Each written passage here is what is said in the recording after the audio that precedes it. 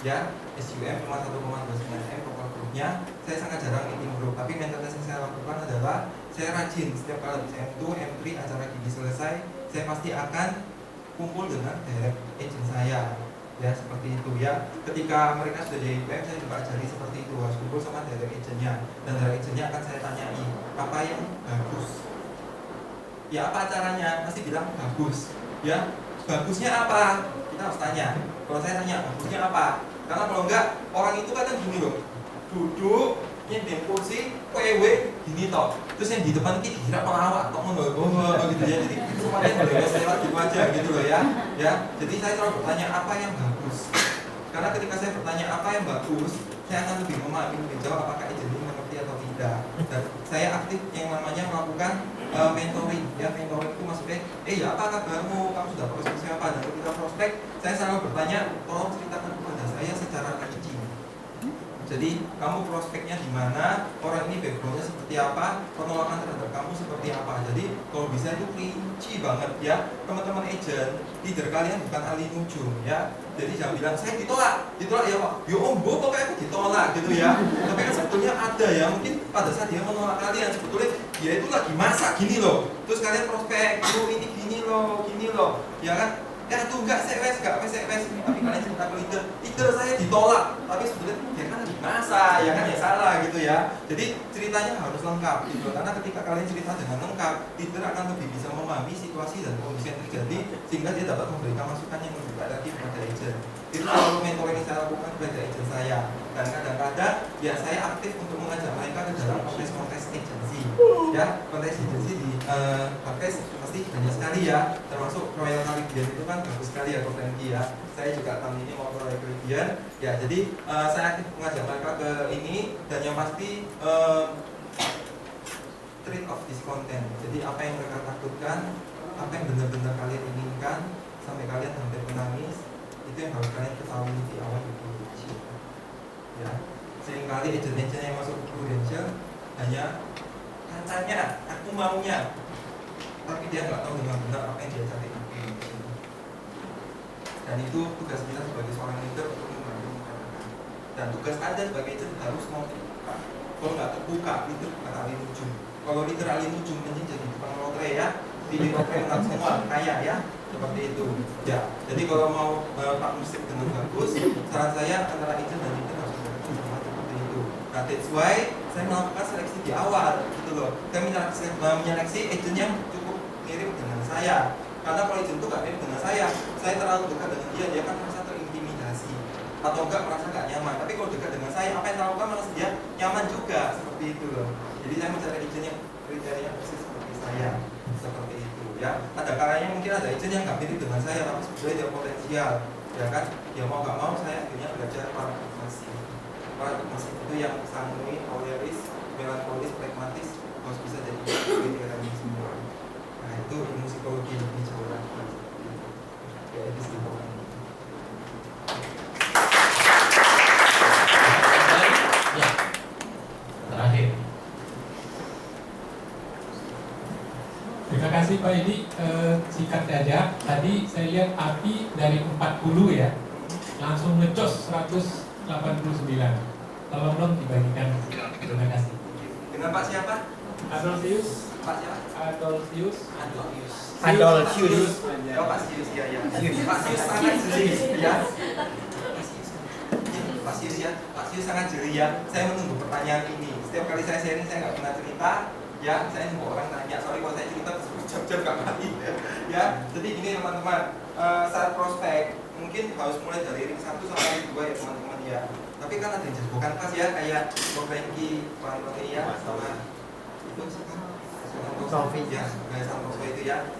Saya jujur bukan orang yang jago masing seperti itu ya. Jadi yang saya prospek itu pertama adalah keluarga dan teman-teman di lingkungan PT Suparman tadi ya. Jadi ketika hari terakhir saya mau resign, kalian bisa pakai trik saya sih, terserah ya. Saya beli kue. Kuenya nggak murah-murah banget, ya nggak murah-murah banget, pokoknya besar. Orang Indonesia kan makan quantity, nggak makan kualitas. Betul. Teman-teman, tapi sama gue. Kita kasih quantity aja. Jangan makan steak, makan ayam yang cuma senang ya. Seperti itu ya. Saya beli kue kerucut yang besarnya hampir 1 mix seperti ini, cuma 6.000 ya. Saya beli kue kerucut yang besar ini, terus kalau penampilannya itu bagus, sembunyi apa aja kan, kayak orang itu gede apa wena gitu ya, bikin ngiler ya gitu ya. Saya bagikan ke pertama teman kerja saya dan semua level manager dan supervisor. Kenal tidak kenal saya bagi ya. Saya kan sering masuk ke meeting pabrik besar ya. Kenapa saya selalu ikut ya? Karena saya dicanangkan sebagai calon direktur ya, dan saya selalu mencuri perhatian orang-orang karena di sana saya yang paling muda dan saya yang paling selalu ditanya oleh direktur saya, dan semua pertanyaan direktur saya ketika diajukan ke saya selalu bisa menjawabnya tanpa direkturnya kayak ya.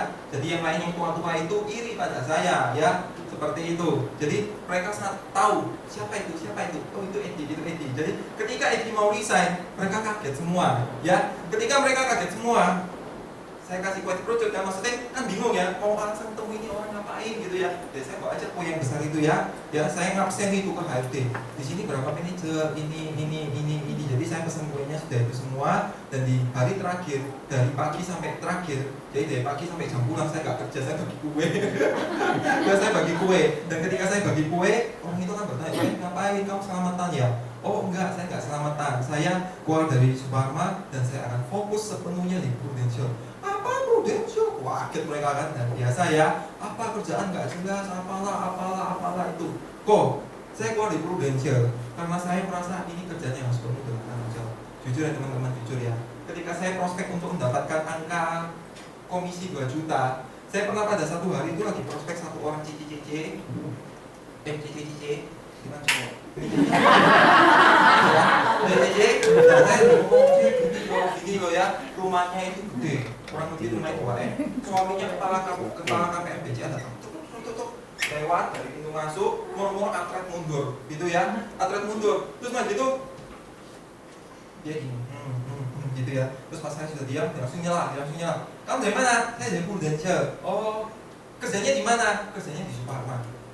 Ya teman-teman yang karyawan, Indonesia sudah sangat benci dengan agent part time yang ujung-ujungnya pasti membuat. Ya hati-hati kalau ngomong, oh aku nyambi kok, oh nilaimu turun 1 itu pasti. Ya nilaimu turun 1, ya langsung saya diusir. Kamu, Edi, maaf, keluar aja. Koko tidak mau, istri Koko ini ya, Cici ya, suatu hari ngerengek, Koko bantu saya, agentku hilang, saya bingung klaimnya gimana, saya gak mau. Daripada istri saya ngerengek, kamu pulang sekarang ya, sorry ya Edi ya, pulang, aku disuruh pulang. Kayak saat itu juga malam itu, ya. Gengsi saya kan tinggi, saya dibutuhkan, saya malu, ya. Jadi ketika saya memutuskan resign, saya memberanikan diri, gitu loh. Saya maksudnya gini loh, pernah nggak di saat kalian prospek, kalian ketakutan? Kamu mau berapa lama di Prudential? Bantu aku seumur hidupmu ya. Takut ya saya ngomong dia. Ya saya juga dulu takut. Tapi begitu saya memutuskan resign, saya nggak takut sama sekali. Dan semua orang yang saya bagi kue pak, saya ngomongi, saya akan kerja di Prudential. Kalau bapak jadi nasabah saya, percaya sebelum itu saya servis kamu pak. Kamu atau saya yang jalan duluan pak, gituin. Percaya atau tidak ya? Kekuatan mata ini menyala-nyala sangat bersinar. Ya, PD-nya keluar semua. Jadi bukan kayak, Pak, saya agent Prudential, enggak, PD-nya keluar semua. Dan orang-orang itu langsung, ya saya tukar kontak. Dan dari situ saya banyak dapat nasabah. Itu pertama ya Pak ya. Terus yang kedua, saya dapat nasabah dari itu. Saya kan tadi cerita, saya sempat keluarga berhutang kepada adiknya mama saya di Jakarta. Ya, dia sangat kaya, dia usaha kapal tuna, apa dan sebagainya. Mereka keluarga yang anti asuransi. Saya terus mendekati, itu kan bibit saya, yang saya dekati jadi sepupu anaknya dia. Saya terus dekati, BPM diirit, BPM dicetak, BPM dicetak. Ya apa perasaan Anda saat itu? Mundur, berhenti. Ya, saya punya impian yang jauh lebih besar, ya kan? Ya, saya punya impian jauh lebih besar. Maka dari itu saya terus berjuang. Suatu hari saya direspon, mungkin karena dia kasihan sama saya, ya. Dia kasihan sama saya mungkin ya. Nah, dia direspon, terus dia bilang, Edi, ada apa kamu telepon Koko? Pura-pura om, BPM ku sudah jelas ngomong, saya mau lari Prudential. Ya aku ngomong, Koko saya mau lari Prudential untuk anakmu. Oh jangan ngomong sama saya ya, ngomong sama istriku dipaham. Jadi dia tuh naik dengar Prudential hobiam. Maksudnya dengar asuransi itu pantang gitu loh ya. Istrinya lebih pro sama asuransi, mungkin istrinya pas pas suaminya tidur, istri meriksa BBM suaminya, terus kayak kamu saat ngawere ambari di diri tok gitu kan, terus ketika istri maksa telepon, terus pas telepon istrinya tak jelas-jelas dia ngomong, ya wes buka no aja, 500.000 buat suamiku, 500.000 buat anakku, rumahnya di Pantai di Kapuk berapa miliar, apa rumahnya berapa miliar, tapi 500.000 tidak boleh, ya komedi ya. Nah akhirnya dari sana saya bilang, Oce, gak apa-apa, Edi ke Jakarta aja. Oh jangan kamu jangan ke Jakarta. Oh enggak Cece, Edi itu punya urusan sama calon klien yang lain. Sebetulnya masih dipikir, gak tahu itu siapa ya. Saya punya urusan sama calon klien yang lain.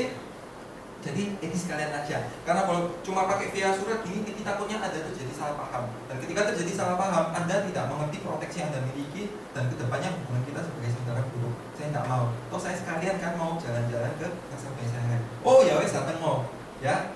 Saat datang suasana pasti berbeda ya. Jadi pada saat saya datang, closing yang terjadi itu, oh ya teman-teman ya, tapi harus berani bayar harga ya.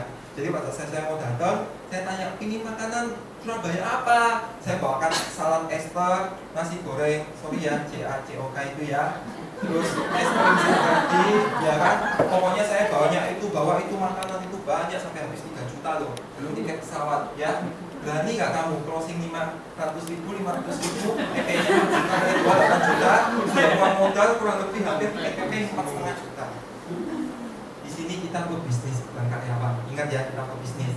Saya tetap datang. Ketika saya datang, saya sudah membayangkan saya pasti closing besar. Closing terjadi ketika dalam proses perjalanan ya. Kapan hari kan kita itu ya, ODC bareng-bareng itu ya, kata Bu Desi itu ya, dalam proses perjalanan. Saya sudah membayangkan orang kaya nggak mungkin seperti ini ya. Tak jelas ingat lagi. Terus begitu sampai sana, singkat cerita ya saya jelaskan Pak. Apa-apa ya apa harus ketemu, bisa ketemu ya ketemu. Apalagi nih tahu itu uangnya besar. Saya ketemu, saya ngobrol sama dia, bukan sama dia, sama mamanya. Karena kan apa-apa mulut mama sakti ya terhadap anak-anak ya. Terus ngomong-ngomong namanya, oh begitu toh, kalau kayak gini tante jelas langsung. Anak yang pertama itu yang bisa dipanggil, yang mau closing 500.000. Kamu jelasin Koko, tak jelasin, mamanya bagus itu, jelasin mamanya bilang bagus itu. Sampai mamanya bagus-bagusin terus gitu ya. Bagus-bagusin terus. Bagus ya, bagus jadinya bagus ya. Dari closing 500.000, anaknya itu akhirnya closingnya 1,55, istrinya 1,5, terus anaknya yang baru akhir tak kasih 500.000 karena mau tak incer untuk upgrade tahun depannya. Terus lagi itu dia punya 2 saudara closing 1,5, terus closing lagi yang satunya 1,3. Total EPI semula, kalau saya cuma pakai telepon saya mau hemat 8 juta EPI. Tapi ketika saya datang dan saya closing ke sana, saya closing 60 juta EPI lebih. Itu. Dan saya juga pernah ada sempat closing. Nah ini sakti ya teman-teman ya. Saya ada satu nasabah rumahnya di daerah Pondok Chandra, tapi pas di Pondok Chandra ketemu itu rumahnya masih kosongan ya. Rumahnya daerah Keluar Bosnya Pondok Chandra yang gede-gede itu ya. Rumahnya masih kosongan. Saya tanya, Bapak tinggal di sini, rumahku di RCC belum mau pindah ke sini gitu loh. Jadi saya cuma bisa jaga-jaga rumah ini terus saja. Oh iya, terus kayak gitu. Oh iya, ya Pak, krisis cover yang tawari kapan hari. Saya bawa laptop, saya bawa printer, semuanya saya naik sepeda motor, saya punggung sampai sini Kuswakit. Dia ngomong, oke, saya mau, saya pasti mau ini. Tapi tak ambil dulu ya, ya kan? Gobloknya agent masih baru, ya kan? Masih baru kan itu baru resign, ya, baru full time. Dia ambil ilustrasinya sama dia, ya kan? Untungnya saya tanya, rumahmu daerah Tenggilis mana sih Pak? Tenggilis itu loh Mejoyo yang kos-kosan. Oh, dia nggak mau nyebut nomor kan? Terus saya hafal plat nomornya. Singkat cerita ketika dia sudah mengatakan mau, dia itu akhirnya kayak menghilang gitu loh, ya, kayak menghilang. Saya stres tengah mati karena itu omsetnya gede. Apa yang saya lakukan? Yang saya lakukan ketika hari Minggu saya keliling Tenggilis Mejoyo. Saya ngeliri semua rumah yang ada mobilnya warna putih dan plat nomornya sesuai yang saya ingat. Dan puji Tuhan banget saya ketemu mobil itu. Ya, saya ketemu mobil itu. Berani nggak masuk? Berani aja. Karena ketika saya takut, saya selalu mengingat film yang kalian saya putarkan tadi loh. Ya, saya agent yang membantu. Ya, saya agent yang membantu. Ya, saya berani masuk. Ketika masuk ada seorang anak kecil yang sedang bermain boneka malaikat dengan sangat cerianya, dan ada seorang ibu-ibu turun. Kamu siapa? Perkenalkan, nama saya Edi. Saya pakai baju rapi. Saya temannya Bapak.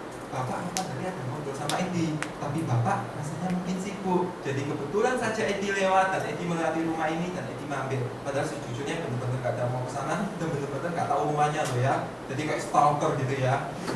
Kayak stalker. Terus oh iya sebentar ya, Koko di atas. Dia naik ke atas, habis turun dia bilang, kata Koko lagi tidur. Ngotos ya istrinya ya Pak ya. Oh gak apa-apa Cek, tolong sampaikan Edi datang ketika Koko sudah lebih segar, lebih baik, nanti coba Edi kontak lagi. Singkat cerita itu terjadi sekitar sore jam 3-an. Setelah dia pulang gereja, terus sore jam 6 dia langsung telepon saya. Edi, sorry ya, tapi aku sudah tidur, makanya aku gak bisa nyamperin kamu. Ngomong-ngomongin kapan hari itu aku sudah oke kok ya. Kamu hari ini hari apa datang kok. Pak. Jadi mungkin kata dia sungkannya setengah mati, tapi sebetulnya dia lebih bertanya-tanya, kok kamu bisa nemu rumahku? ya, tapi itu law of attraction Pak. Ketika Anda benar-benar menabrak, maksudnya benar-benar menginginkan sesuatu, semua itu pasti akan terjadi kok. Itu yang terjadi pada saya. Jadi saya dapatkan 20 juta API dari nasabah itu kan ada kurang lebih 20 juta API, jadi 80 juta API. Dan pokoknya ya kelas-kelas manajer yang semua tadi itu, yang maksudnya gini loh, saya membeli manajer itu mungkin nggak kenal saya siapa, tapi dia tahu direktur saya orangnya seperti apa. Direktur saya sayang sama saya, gitu loh ya. Ketika direktur saya sayang sama saya, orang itu akan tahu bahwa kalau dia punya agent seperti saya, dia pasti terjamin. Gitu ya. Itu yang harus kalian jual dengan sangat baik. Ya. Dan ini harus kita tadi dengan sangat baik teman-teman. Ketika terjadi yang namanya klaim, Anda harus datang cepat yang harus terjadi yang namanya closing. Ya. Ketika klaim terjadi, harus datang lebih cepat daripada yang namanya dan bukan saat klaim beliau males, tapi saat closing datang cepat-cepat. Karena seperti itu ya. Saat kalian klaim, saat nasabah ya, saat nasabah kalian klaim, yang datang bukan nasabah loh. Nasabah beserta mungkin istri, mungkin anak, mungkin siapa. Dan kalian akan mendapatkan reselling yang jauh lebih banyak, jauh lebih luar biasa. Dan siapa tahu dokter yang kalian temui juga akan mengatakan ini adalah izinnya bagus dan Pak Ustaz kalian. Jadi teman-teman ya. Oke, applause sekali lagi untuk Pak Edi ya. Ya, kasih foto ya. Pak Ando bisa memberikan sedikit kenang-kenangan untuk Pak Edi. Mungkin beberapa leader bisa maju. Ya. Jadi kata kuncinya Bapak atau saya yang duluan ya, gitu ya, supaya closing. Ayo para leader cepat. Kamu jangan foto.